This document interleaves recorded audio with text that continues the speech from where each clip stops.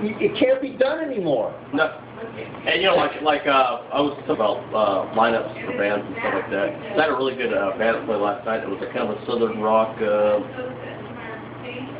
kind of metal. The last band that played was actually, they were really good. Like we were joking around because the last band that played was a good band as usual. Right.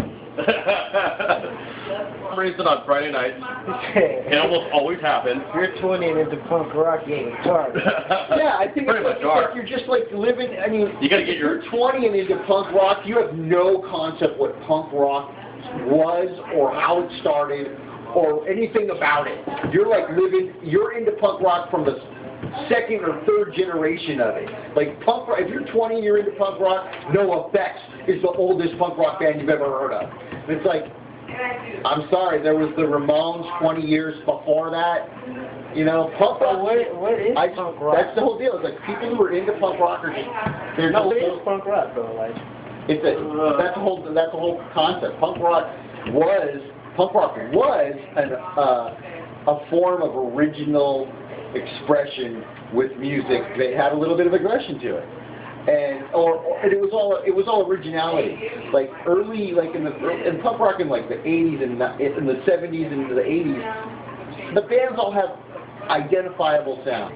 You can listen to punk rock bands and you go, oh, that's this band, that's this band, that's this band. And you can tell who was ripping on you listen to another punk rock band. now, like they all sound exactly like NoFX.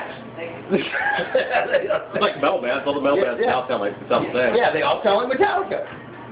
It's all Or Slayer. They all sound, it's like like the guy that diversity. played Friday, the middle band.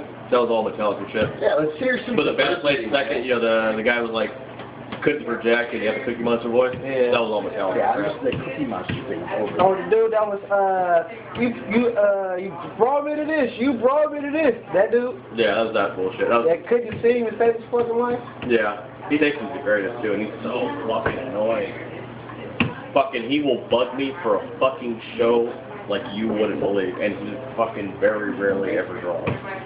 You know what my other big problem with the modern day punk rockers is that modern day punk rockers are all punk rockers for, like, it's all like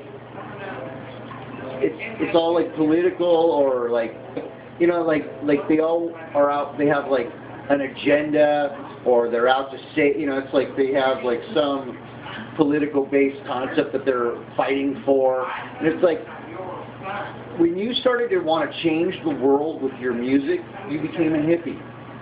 Hippies want to change the world with their music. That's what hippies is. That's what being a hippie is. You want to change the world with music. That's hippies. And I don't like the whole peace punk thing. To me is moronic. It's morons.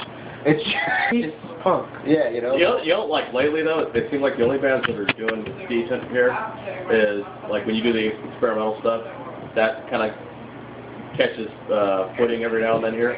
Like you'll have a good show, then you'll also show that out. But it's more, I kind of see it even flow. It just depends on like how the weather is just going on around here.